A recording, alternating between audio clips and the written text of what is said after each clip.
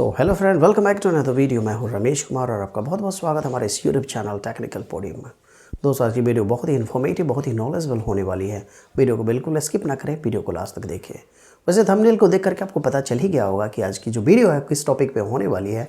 Video को शुरू करने से पहले मैं आपको याद दिला दूँ, अगर आप हमारे इस यूट्यूब चैनल पर नए हैं तो चैनल को सब्सक्राइब कर दें, वीडियो को लाइक और शेयर कर दें।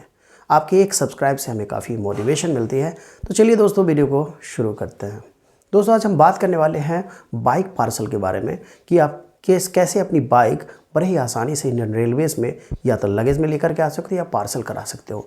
दोनों जो पॉइंट हम डिस्कस करने वाले हैं डिटेल में, और आपको मैं बताने वाला हूं पॉइंट टू पॉइंट सारे प्रोसेस, सारे तरीके बताने वाला हूं कि किस तरह से आपको कौन कौन से प्रोसेस से गुजरना पड़ेगा अपनी बाइक को पार्सल कराने के लिए। तो चलिए दोस्तों, मैं पॉइंट नंबर 1 की बात अगर की जाए तो मैं पहले बात कर लेते हैं, हम लगेज की बात करते हैं। यानी कि लगेज यानी कि अगर आप अपनी बाइक एक स्टेट से दूसरे स्टेट अगर आप लेकर के आ रहे हो अपने साथ, अगर आपकी टिकट उसी ट्रेन में है और उसी ट्रेन में अगर आप अपनी बाइक उसी दिन लेकर के आ रहे हो तो उसको लगेज हम बोलेंगे। उसके लिए प्रोसेस जो है, डॉक्यूमेंटेशन जो है, सारे डॉक्यूमेंट सेम ही लगते हैं, बस थोड़ा सा प्रोसेस अलग हो जाता है। तो हम प्रोसेस के बारे में डिटेल में हम पार्सल वाले ऑप्शन में जानेंगे।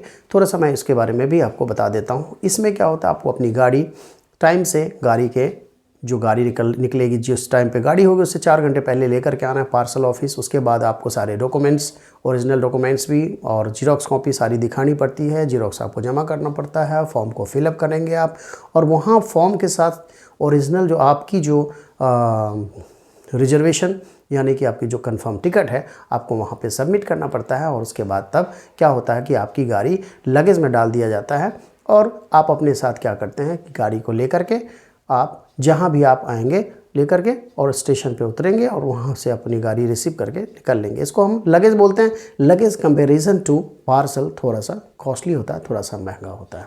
चलिए पॉइंट नंबर 2 की बात करते हैं, जिसमें हम डिटेल में जानेंगे कि क्या क्या प्रोसेस होते हैं बाइक को पार्सल कराने में और कौन कौन से डॉक्यूमेंट्स और क्या क्या आपको करना पड़ेगा। चलिए दोस्तों, तो सबसे पहले बाइक को पार्सल कराने के लिए दोस्तों सबसे पहली बात बता दूं, अगर आपके पास ओरिजिनल जो आपके पास रजिस्ट्रेशन सर्टिफिकेट यानी कि आरसी और इंश्योरेंस पेपर अगर नहीं है तो आप अपनी गाड़ी को पार्सल नहीं करा पाएंगे। तो सबसे पहली बात, दो पेपर्स जो आपके पास है दोनों होने काफ़ी ज़रूरी है। अगर नहीं है तो आप अपनी बाइक को पार्सल बिल्कुल नहीं करा पाएंगे। ये दोनों पेपर होने के बाद आपको क्या करना है, 4 घंटे पहले यानी कि पार्सल ऑफिस के बंद होने से 4 घंटे पहले आपको पार्सल ऑफिस पहुंचना है। कोशिश करें कि आप अपने बाइक के टैंक पे कम से कम पेट्रोल रखें, क्योंकि वहां जाने के बाद आपकी जो पेट्रोल है, बाइक की पेट्रोल खाली करा दिया जाता है। क्योंकि इंडियन रेलवेज़ में जो बाइक है, बाइक पार्सल पेट्रोल के साथ इलीगल माना जाता है, वहाँ पे अलाउ नहीं किया जाता है। तो कोशिश करें कि 1 लीटर या आधा लीटर ही अपनी बाइक में पेट्रोल रखें, ताकि वहाँ पे खाली करा लिया जाएगा। आप अपनी बाइक की जो पेट्रोल है खुद ही खाली कर सकते हो, या फिर वहाँ पे जो लोग होते हैं उनसे खाली करवा सकते हो, बट आपकी पेट्रोल खाली करा दी जाएगी। दूसरे पॉइंट की बात करें तो पैकेजिंग, आपकी बाइक की पैकिंग कैसे होगी। तो बाइक की पैकिंग आप खुद से भी कर सकते हो। वहाँ पे प्रोफेशनल्स जो होते हैं वो बैठे होते हैं, वो उनका डेली का काम होता है और वो बहुत ही बढ़िया तरीके से आपकी बाइक को पैक कर देगा। वहाँ पे वो डिमांड करते हैं 1000 रुपये, 500, 700, 1000। तो आपकी बात 500 से 1000 के बीच में बन जाएगी। जैसे कि 500-700 रुपये में आप उनसे कम ज़्यादा करके अपनी बाइक को बहुत अच्छी तरीके से आप पैक करा सकते हो। उसके बाद चलिए फॉर्म और डॉक्यूमेंट्स की बात करते हैं। फॉर्म की बात करते हैं, आपको एक फॉर्म दिया जाता है, उस फॉर्म में सारी डिटेल भरनी पड़ती है। जैसे डिटेल में मैं आपको बता दूं, वहाँ पे आपको सेंडर्स एंड रिसीवर दोनों के डिटेल भरने पड़ते हैं। आपको कोशिश करनी है कि आपकी करेक्ट इन्फॉर्मेशन के लिए आपकी जो मोबाइल नंबर है वो क्या है, करेक्ट फिल करनी है, ताकि आप अपनी गाड़ी को ट्रैक कर सको। आपको एक लिंक भेजा जाता है उस नंबर पे, और जब उसको लिंक को आप खोलोगे तो आप अपनी गाड़ी को ट्रैक कर पाओगे कि आपकी गाड़ी कहाँ है। तो कोशिश करें कि जो मोबाइल नंबर आप उसमें डालेंगे, फ़ोन नंबर जो फिल करेंगे वो करेक्ट फिल करें। उसके बाद में क्या होता है कि सेंडर्स का जो है एड्रेस भी डालना पड़ता है, रिसीवर का एड्रेस भी डालना पड़ता है। उसके बाद गाड़ी की वैल्यूएशन डालनी पड़ती है, गाड़ी का वेट डालना पड़ता है, गाड़ी का नंबर डालना पड़ता है, गाड़ी के मॉडल नंबर डालने पड़ते हैं। ये सारी चीज़ें आपको डालनी पड़ती है। दोस्तों, एक बात मैं बताने वाला हूँ कि गाड़ी का जो चार्ज है, यानी कि पार्सल के जो चार्ज होते हैं गाड़ी की वैल्यूएशन के ऊपर ज़्यादा डिपेंड होता है। तो कोशिश करें आप अपनी गाड़ी की वैल्यूएशन को करेक्ट फील करें, कुछ लोग क्या करते हैं कि अपनी गाड़ी का वैल्यूएशन गिरा देते हैं, कम कर देते हैं, ताकि हमें जो चार्जेस हैं कम देने पड़े।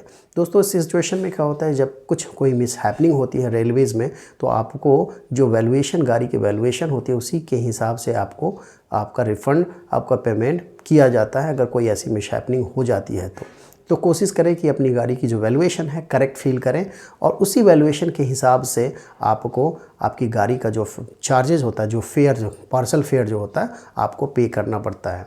तो करीब करीब मुझे 1200 किलोमीटर में 1500 रुपये के करीब करीब हमें वहाँ पे करना पड़ा था। तो ये मैं करेक्ट बताना थोड़ा सा मुश्किल है, क्योंकि बहुत सारे फैक्टर्स होते हैं जिसके ऊपर डिपेंड होता है, गाड़ी की वैल्यूएशन, डिस्टेंस, गाड़ी का वेट, मॉडल्स, तो ये सारी चीज़ें वो करती है, वेरी करती है। तो ये थोड़ा करेक्ट बताना थोड़ा सा मुश्किल है, बट 1500 से 2000 में आप 1500 किलोमीटर अपनी गाड़ी लेकर के पार्सल में आ सकते हो। जैसे कि 1200 किलोमीटर है सीतामढ़ी थ्रू आनंद विहार, और उसमें मेरी ग्लैमर BS6 मैं लेकर के आया था, और मुझे 1509 रुपये कुछ ऐसे लगे थे, और 500-700 रुपये, 700 के करीब करीब मुझे पार्सल वाले को देना पड़ा था। तो ये आपको इतने चार्ज आपको देने पड़ते हैं। उसके बाद आपको सारी जो हार्ड कॉपी है, ओरिजिनल हार्ड कॉपी वहाँ पे दिखानी पड़ेगी, और उसके बाद स्लिप के साथ साथ आपको सारी जीरोक्स आपको वहाँ पे जमा करना पड़ता है। सेंडर्स का आधार कार्ड जीरोक्स और रिसीवर का आधार कार्ड का भी जीरोक्स आपको वहाँ पे जमा करना पड़ेगा फॉर्म के साथ। ये सारे प्रोसेस होने के बाद आपको पेमेंट करनी है। पेमेंट करने के बाद क्या करना है, आपको वहाँ पे जो ऑफिसेस होते हैं, जो स्लिप जनरेट करते हैं अपने सिस्टम से, एक स्लिप ओरिजिनल आपको दे दी जाती है। 3 स्लिप में तो एक अपने ऑफिस में ही रखते हैं। उसके बाद एक जो स्लिप होता है वो क्या होता है कि यहाँ पे गाड़ी के ऊपर चिपका दिया जाता है, और उसके बाद आपके पास एक स्लिप होती है, ओरिजिनल स्लिप, जिस स्लिप को लेकर के आपको अपनी गाड़ी को रिसीव करनी है। अगर आप अपनी गाड़ी रिसीव नहीं कर रहे हो तो रिसीवर्स के पास वही ओरिजिनल स्लिप होनी चाहिए, तब वो अपनी गाड़ी को रिसीव कर पाएंगे, वरना वो गाड़ी वो रिसीव नहीं कर पाएंगे। यहाँ पे व्हाट्सएप के या के फ़ोटोज़ से या फिर व्हाट्सएप से यहाँ पे काम चलने वाला नहीं है। तो मेक श्योर कि आपको जो ओरिजिनल स्लिप दी गई है गाड़ी रिसीविंग की, वो उनके पास होनी चाहिए, या तो आपके पास होनी चाहिए या फिर उनके पास होनी चाहिए, तो तभी जाकर को अपनी गाड़ी को रिसीव कर पाएंगे। मुझे उसके बाद क्या होता है दोस्तों, जैसे गाड़ी आपकी पहुंच गई, आपको ट्रैक, आपके मोबाइल नंबर से ट्रैक आपको करनी है। उसके बाद 6 घंटे तक आपको फ्री ऑफ कॉस्ट, आपको कोई पार्किंग चार्ज वहाँ पे देना नहीं पड़ता है। गाड़ी के पहुँचने के 6 घंटे बाद तक आपको फ्री ऑफ कॉस्ट आप अपनी गाड़ी रिसीव कर लो 6 घंटे के अंदर में, तो ठीक है। 6 घंटे के बाद जैसे 7वें घंटे से शुरू होता है, तो 7वां घंटा 1 घंटा शुरू होता है। ये 10 या 11 रुपये पर आवर आपका पार्किंग चार्ज, यानी कि फ़ाइन उसको समझ लो, या फिर आप पार्किंग चार्ज समझ लो, आपको लगना शुरू हो जाएगा। तो कोशिश करें कि जब आपकी गाड़ी पहुँचती है तो उसके पहुँचने के 2-3 घंटे 4 घंटे के अंदर में आप अपनी गाड़ी रिसीव कर लें और लेके चले जाएँ, तो आप उस जो फ़ाइन है या पार्किंग चार्ज जो बोलते हैं, तो उससे आप बच सकते हैं। उसके बाद आप अपनी गाड़ी जाकर के ओरिजिनल स्लिप दें। वहाँ पर देने के बाद फिर क्या करना है, आपको अपनी गाड़ी रिसीव करनी है। आपके गाड़ी में पेट्रोल भी नहीं होती है, फिर आपके बाद उसको आप पेट्रोल फिल करानी पड़ेगी। तो ये तो सारा प्रोसेस मैंने बता दिया, सारी डिटेल में मैंने आपको जानकारी दी है कि बाइक पार्सल और बाइक लगेज, ये सारी जानकारी मैंने आपको दे दी है। तो आशा करता हूँ कि वीडियो आपको बहुत ही इन्फॉर्मेटिव, बहुत ही नॉलेजेबल लगी होगी। अगर आपको वीडियो अच्छी लगी तो कमेंट बॉक्स में ज़रूर बताएं। मिलते हैं एक और इन्फॉर्मेटिव और नॉलेजेबल वीडियो के साथ, तब तक के लिए bye bye. Thank you, thanks for watching.